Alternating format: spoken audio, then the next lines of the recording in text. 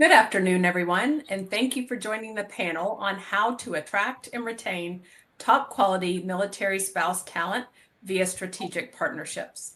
My name is Angie Hood, and I am the manager of events and engagement at Hiring Our Heroes. And as part of the military spouse team, I also lead the 4+1 commitment, the formula for military spouse success.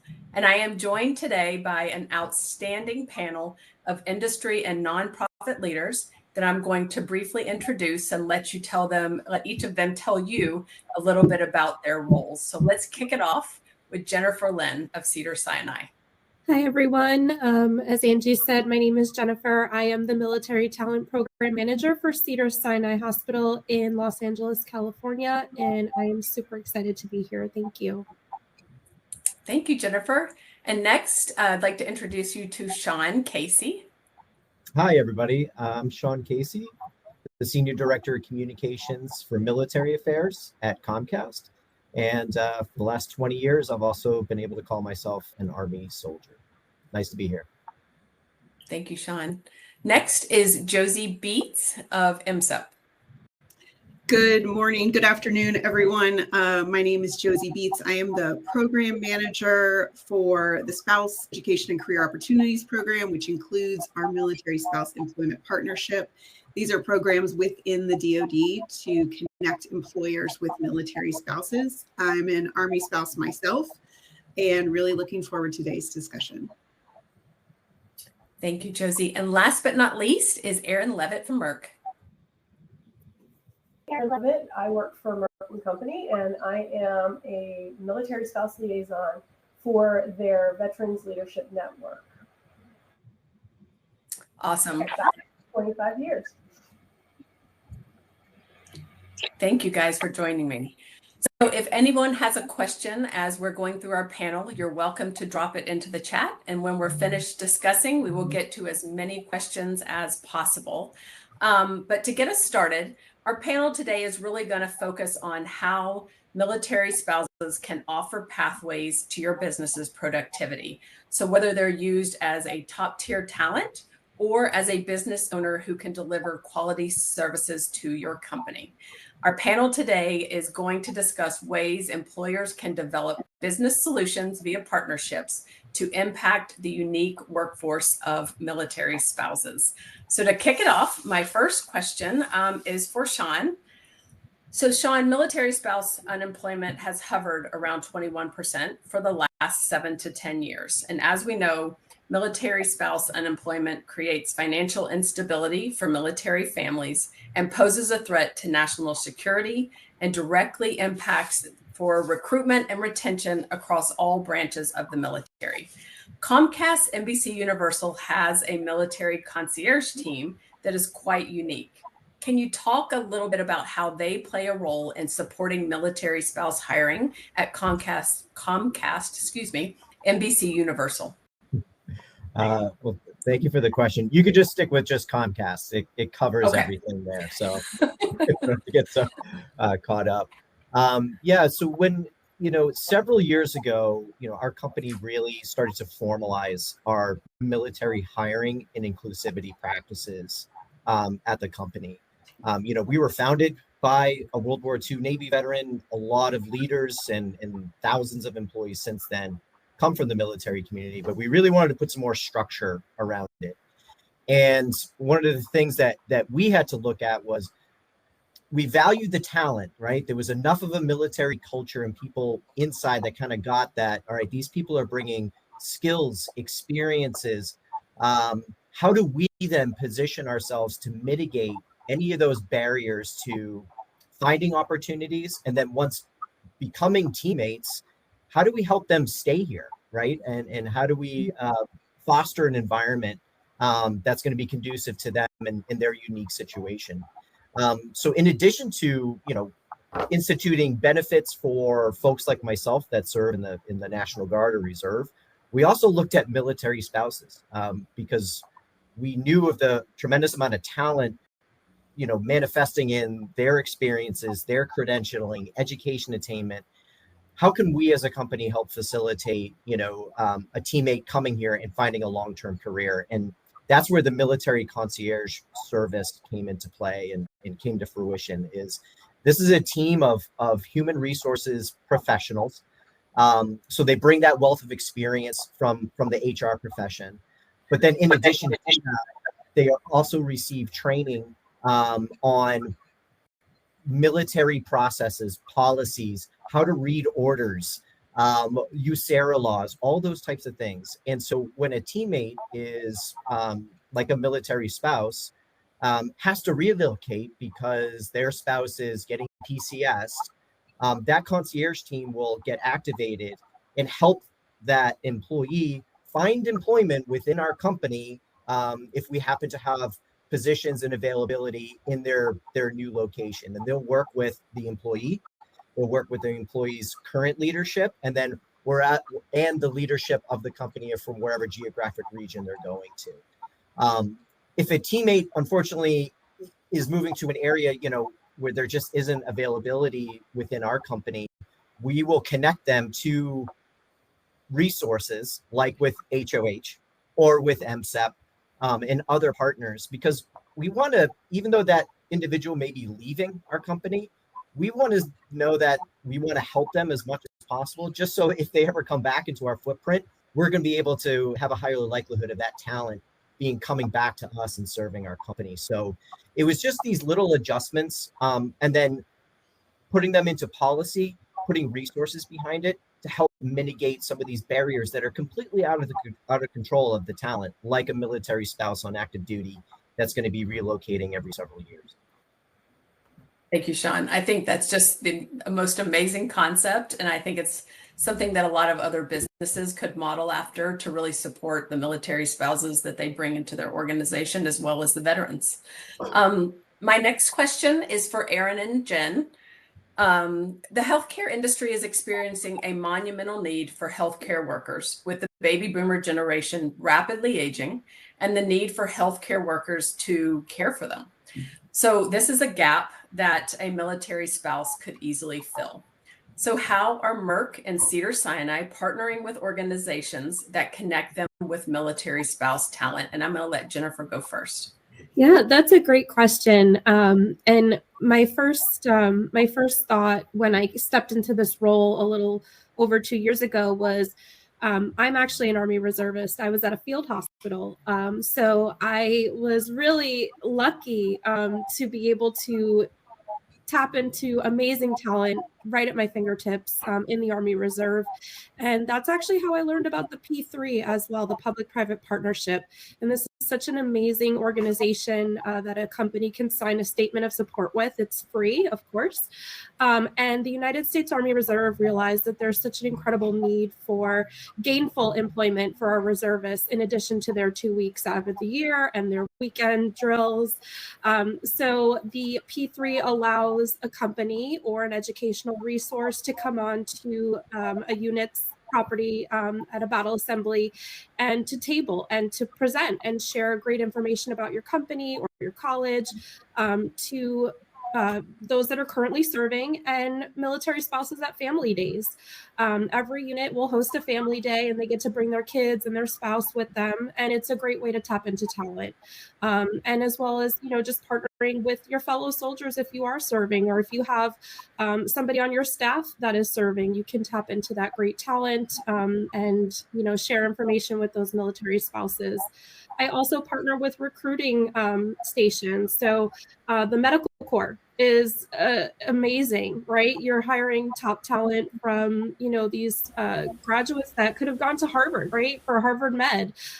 So we're filling talent that way as well. Maybe there is somebody that's applying to a nursing position at the medical corps and they were disqualified. They didn't quite, meet the standards physically, but that doesn't mean that they can't come and work for your organization. So building those connections with recruiters and station commanders has been a great way to bring in talent and for both veterans and military spouses. Thank you, Jennifer. Aaron, you want to go? Yeah, so it's hard to follow Jennifer. I mean, I love what you're doing over the years. And at Comcast too, Sean. It's nice. First of all, I want to start by saying it's really nice to see so many companies and corporations prioritizing this talent, right? The veteran space and the military spouse space, because they're highly educated, highly flexible. It's an amazing talent pool. So from that standpoint, I just want to say thank you. The other thing for us, for me in particular, I'm really proud of what Merck is doing in the space of the VLN, right? So we have employee business resource groups within our company. Leadership Network is one of them. And when I came onto the company, I got very involved with that just because of my previous life. And one of the things that they were trying to do was create an arm of support for military spouses within the company. Internal, but also external, because we have a lot of veterans, we have a lot of reservists, we have a lot of guards. And so we wanted to be able to support their families if they were ever called up. And my position is an extension of that support. And so the company's been fantastic, allowing that flexibility and the creation of this role. This is a portion of my job. My other job is with like global learning and development. So this is a volunteer arm of what I do. And I'm allowed to engage. So that's the first piece, but this reaching out, how are we connecting? We're partnering with Hiring Our Heroes, getting involved with the MSCAP program. We have actually one of my colleagues is an MSCAP graduate, and she was part of that fellowship. She's now been with the company over a year full time. And one of the things that we've done with the military spouses internal to the company is we've been able to partner with our talent acquisition team. So we created a heat map of the bases around the country and the military spouses that are involved in my group to see who's closest to what. And so we do talent fairs. We can partner with global talent acquisition, support their hiring initiatives, and be an extra presence within that space. Because the talent acquisition team, they're stretched pretty thin. So however we can support them, however we can target the military spouses and the veteran talent that we're looking for, we support in any way that we can, virtually, like virtual hiring fairs, and physically where it's feasible.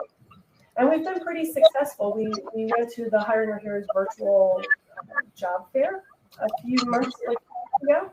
I had 7 other military spouses from across the country, and we were able to engage for 35 very high candidates. So we'll see.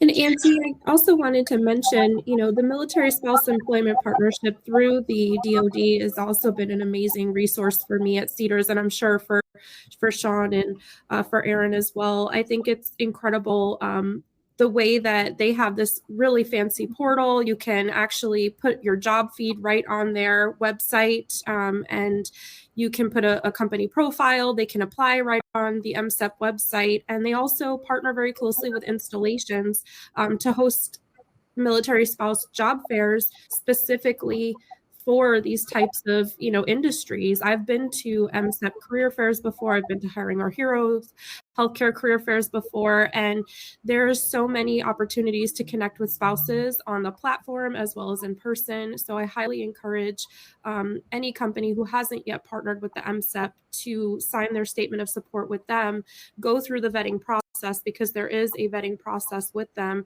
and become an MSEP partner. I have received so many great candidates through them, and we have hired an MSEP candidate before. So I'm very excited to, talk about them as well. You just perfectly teed up my next question. Thank you. So Josie, this one's for you. Jennifer kind of, laid it out there, but MSEP is an organization that partners with a large number of employers to help them connect with military spouse talent. Can you talk about some of the ways employers can partner with MSEP? Yeah, absolutely. And Jennifer, the check is in the mail. I mean, you set me up perfect. This is fantastic. I should always go after a personal testimonial. I love it. So here at the Department of Defense, we have the Military Spouse Employment Partnership. because the DoD, our leadership on down, understands that military spouse employment is a key part, not just of family readiness, but of military readiness, directly to that national security imperative that you mentioned right at the top, Angie. And so through the Military Spouse Employment Partnership, we have over 850 employer partners who participate in the partnership.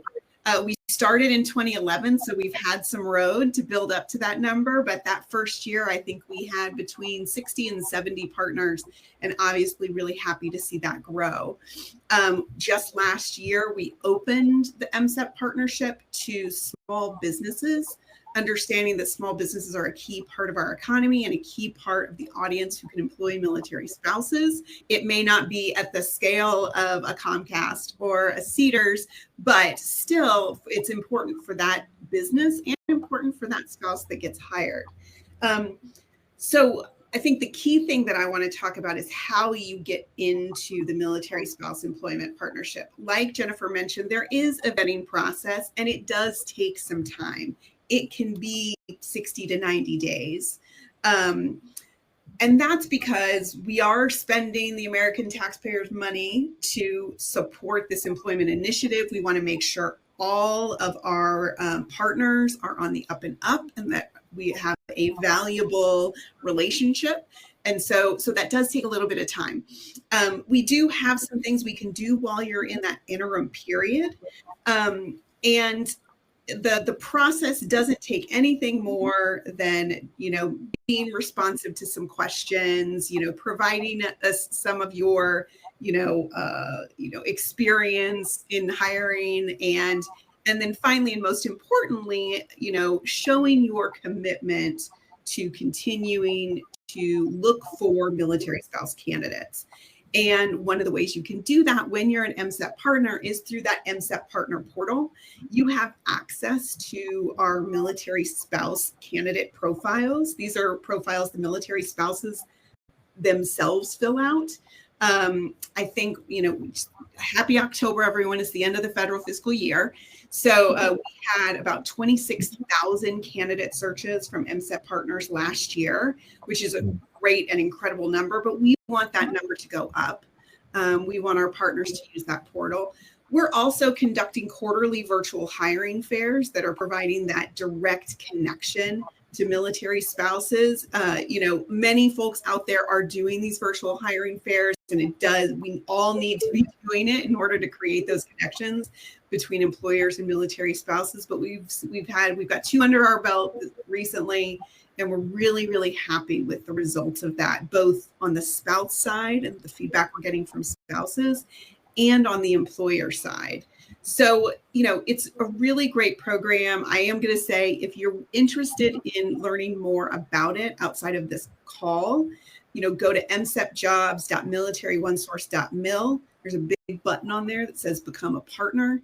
You click it, you fill out a form, and you get a whole bunch more information and details about the process, which can really help you inform the decision to move forward there. Thank you, Josie. I love that this panel is full of military spouses and a veteran who are all providing value in their organizations, but also reaching back and really providing pathways for other military spouses and veterans. It's a little bit inspiring to me.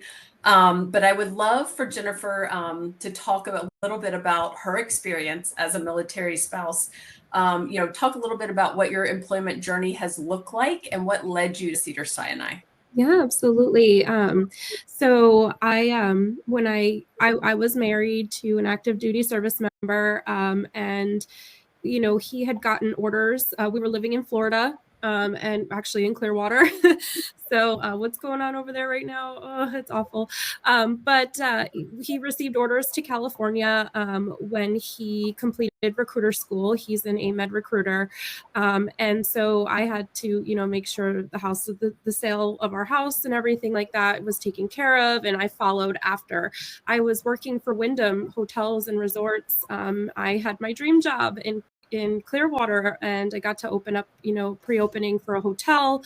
And, after 2 years, he got orders. And so, PCS out to California, across country, and it was a struggle to find gainful, meaningful employment. For a while, I was underemployed, and I took a big step back in pay just so that I had something, until something better came along. And that was, to be completely vulnerable and honest, it was a very depressing time for me.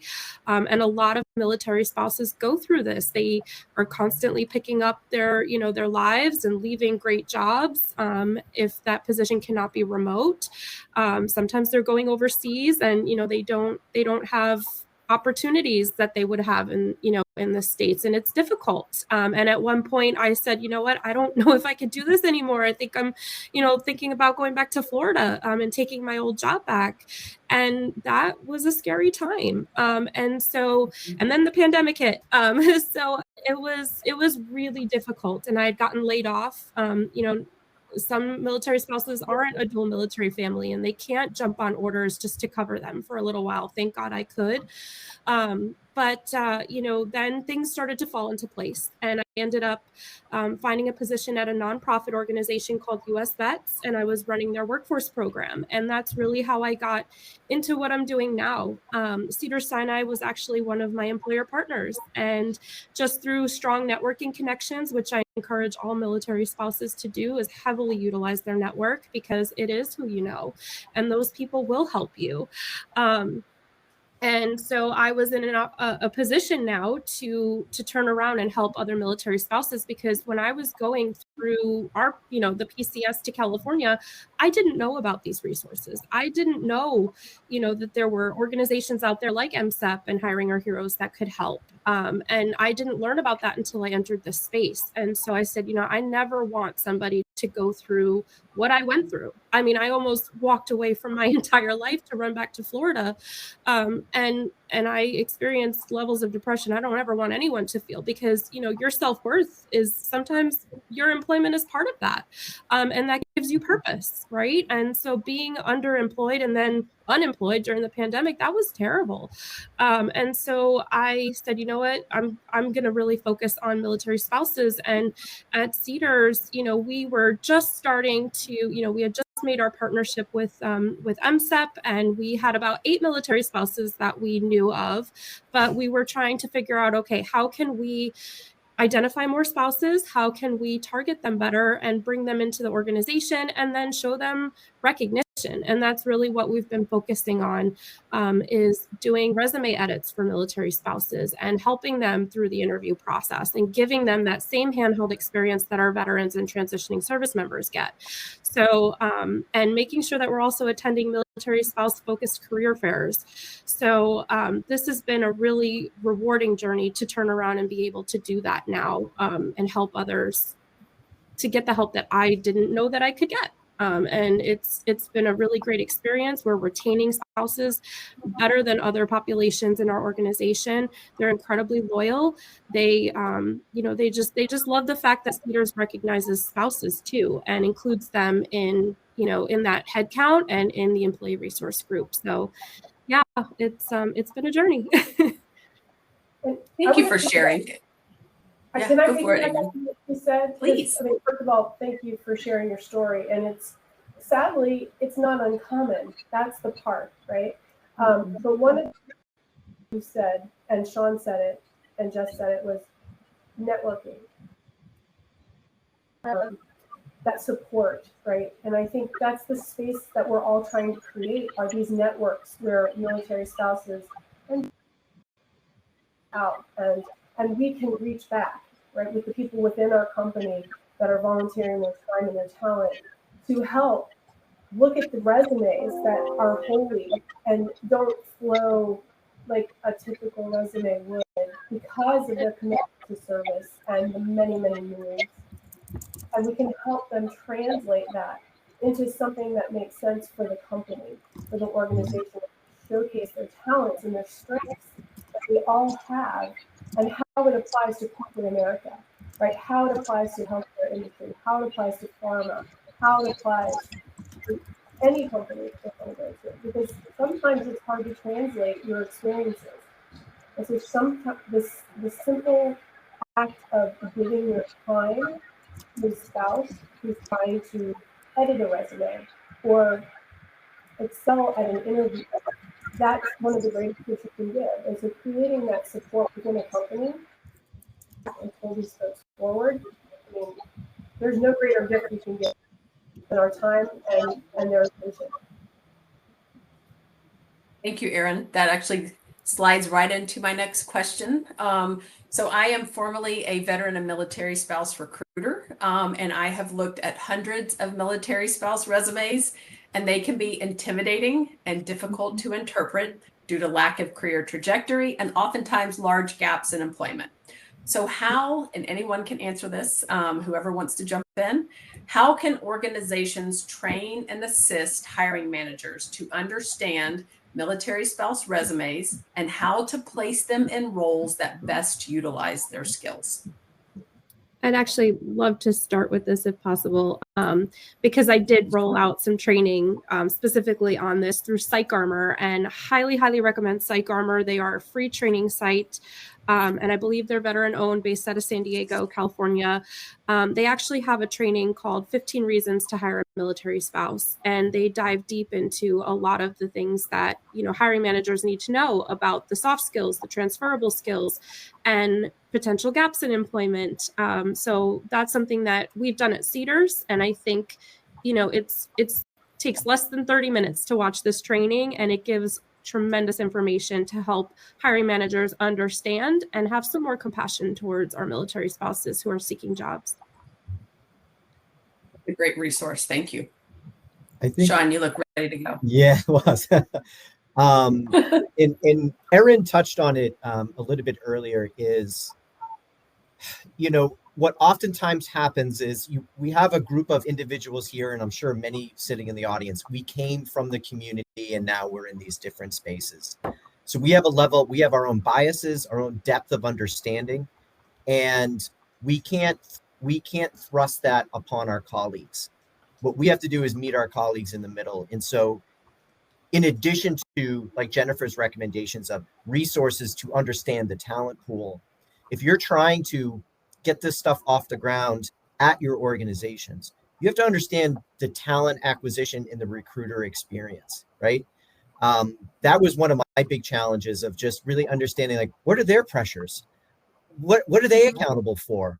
What are the everyday obstacles that they face, right? And really understanding where they're coming from, and that if they're unfamiliar with military spouses, it seems like a risky thing. Like, why would I have recs to fill.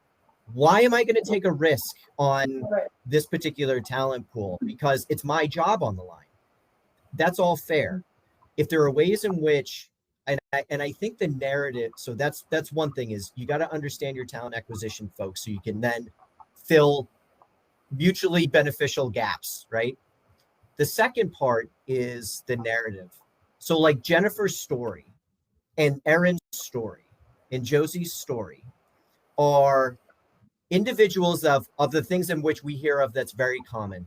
A lot of challenges with sustaining a career, gaps in your resume, so on and so forth. That's only 50% of the story.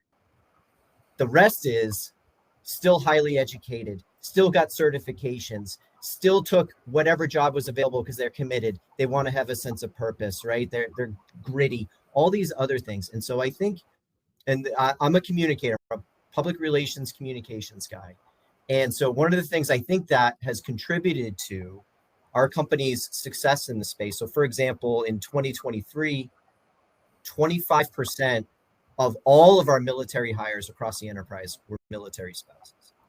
And part of that was we started putting spouses and the spouse experience front and center in our communications as a company when it comes to our military related hiring, right? So they're not seeing, I'll say it here, a charity case.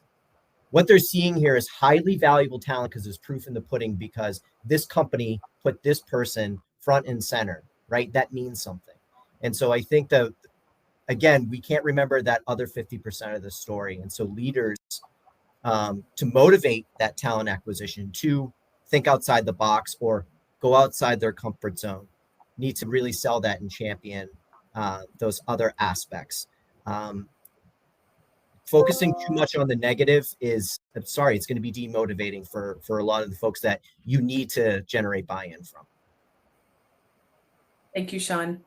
So we've touched on how to kind of help hiring managers and talent teams, better hire military spouse talent. But Merck has done a really great job of creating strong internal advocates for the military community. So Erin, can you touch on how other organizations can create internal advocates to help facilitate military spouse hiring? I love this question. And all companies, right? Because I feel like, to Sean's point, this isn't right. This is good talent. These are highly educated, fantastic opportunities. So one of the things you can do is find out who your military spouses are within your organization, right? Acknowledge them during Military Spouse Appreciation Day. When it's Veterans Day and Memorial Day, right? Acknowledge the military spouse support in the room. And activate, ask, right? Military spouses are very happy to support other military spouses, right? We all have stories to tell. We all understand the resume narrative. I mean, we know what the gaps look like and we know why they're there. We also are very happy to give any time that we can, when we can, to mentor, right? And so the first part is really partnering with HR, figuring out how you can reach the internal military spouses at your company, right? Can it be part of the policy to opt in to a military spouse group, right, upon being hired? And here's your point of contact. And then use that internal support to reach outlet, right? Figure out what bases did you come from? How can we support them? What military spouses do you know who we can bring in? Right? Because we all know the doctors, the lawyers, the therapists, the teachers, everybody. We support an active duty member. And we can support them more the more the company allows us to connect internally, right? We can really do a lot of good once we get that really robust group. And partnering with our talent acquisition team, because to Sean's point, they're them with the narrative, helping them understand what to look for, and being their people on the ground at the bases, at the fairs, both virtually. If you've got EBRGs, employee business resource groups, and there isn't a veterans one, get one started. If there's not a military spouse, one started, right? It's a great way to start the narrative and get that ball rolling. Thank you, Erin. All right, my next question's for Jennifer. So military spouse hiring has really evolved in the last 10 years. 10 years ago, we talked about how military spouse hiring was really just the right thing to do. But research has been done, and we now know that the future of our all-volunteer force and the stability of our military families depends on military spouses also having a steady income. Can you talk about your experience as a program manager of military spouse talent and what you see when it comes to the skills of military spouse can bring to an organization and how that affects their retention rates over time when they're given the opportunity to really incorporate into an organization? Yeah, absolutely. So I'm seeing a lot more of very highly educated military spouses. And of course, Cedars-Sinai, I'll be completely honest, we're not necessarily the most entry-level organization. We are the #1 hospital in California for a reason. We hire the cream of the crop. And so obviously, military spouses are taking time in between jobs as they're raising their families to get educated. And that's really helping to come into the organization and then to grow their careers. As the program manager, yes, I focus on recruitment, but I also look at ways to develop and to retain our employees and to help them get to that next step in their career.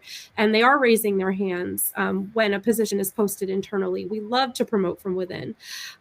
So we've actually found that military spouses, and I kind of mentioned this earlier, are, they're not exiting the company maybe as quickly as other demographics through our organization. You know, they are staying with the organization, they're retiring from their positions rather than leaving for a new job. You know, I have spouses that have been on our team for 20 something years. It's impressive. And so, you know, as we continue to grow our program at Cedars, and we've incorporated a mentorship program, and they're raising their hand. They want to get involved in these things now that we've launched employee resource groups. You know, Vet Connect was actually the very first employee resource group to launch. And so, you know, they're wanting to participate when we're running trainings. You know, they are raising their hand to come out to these trainings, you know, and making time to do these things because a company showed them, hey, we are invested in you. You know, we want to grow you. We want to increase your skill set and upskill you. So I'm seeing a lot of that. And when I bring in companies like Onward to Opportunity and SECO and, you know, different organizations that provide resources, they're attending these meetings to find out ways to get their PMP, to get, you know, their CCNA and their CISSP and all these certifications that are going to help them grow in their careers. And Cedars is supporting that. So that, I think, you know, that's a big part of why we're retaining them better. I think also, you know, just the recognition piece. We do a military spouse appreciation luncheon. We include them in every single event. They can't wait to come out to the Army Navy game event that we host because they get to bring their active duty spouse with them. So when an employee feels appreciated, when an employee feels recognized, and we take a little bit of extra time to go the extra mile for them, they're not going to leave the organization. You know, it's not always about money. It's about a place where they feel like they can call home and helping them build that internal network for support through employee resource groups and through our leaders. And I think, you know, not every company may have the budget to have a dedicated position like we do here on this call to focus on military affairs. But if you can make an ambassador or somebody that takes on that collateral duty, you're going to see a difference in the retention rates. So you know, military spouses have continuously been overlooked, and only in the recent years are we really focusing on this population. So they crave that, they need that. So I really hope that other organizations look at these different ways to recognize and then ultimately retain their spouses.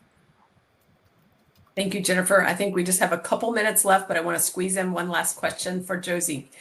There are obviously obstacles to attracting and retaining military spouse talent. It can be communication, awareness, and a constantly changing landscape. Can you talk about how partnering with an organization that creates pathways for military spouses can make that easier? Yeah, absolutely. And so I want to talk about two things here, and I'm going to go through them fast because there's a timer in my right-hand corner of my screen, and it terrifies me. I don't know what's going to happen when it gets to zero, but hopefully that I don't just disappear. But one, Jennifer talked about the MSEP partner portal. Let's say you've heard it all. You're convinced you're going to start hiring military spouses tomorrow. You're going to join the MSEP partnership, et cetera, et cetera. Our portal has access. Last year, I have all of my fiscal year numbers, right? We had 38,000 military spouses log into the portal last year. So that's access for you to 38,000 military spouses with as diverse range of experience as exists on the planet. So join the partnership. We also have a program called the Military Spouse Career Accelerator Pilot. Now, this is available to employers outside of the MSEP partnership. You heard Aaron talk about it at the very beginning. This is a 12-week paid fellowship for military spouses in industry.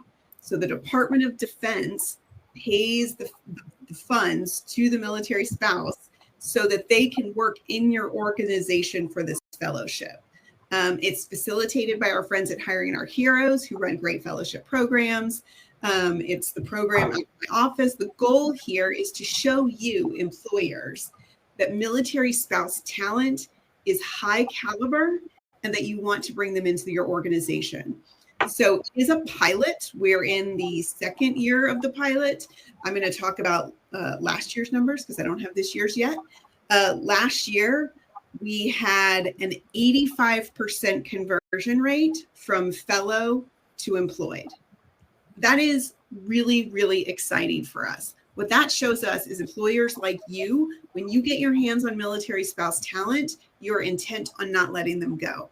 The proof is in the pudding. And so I really encourage you to look at both those programs as ways to bring military spouses into your organization. Again, this is a high priority effort at the Department of Defense. It is important to us.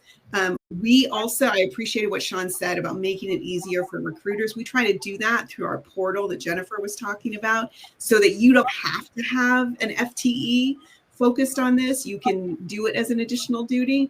But this talent pool is proving to our community, our employers, that we are ready to work and ready to provide high caliber services to your organization. Thank you all for a wonderful discussion. Thank you for sharing your ideas and your expertise. And last but not least, thank you for everything you do for the military community in each of your roles. Thank you so much, Angie. Great job moderating that panel. Thanks to all the panelists. Fantastic advice. Really appreciate you all being so generous with your time and expertise.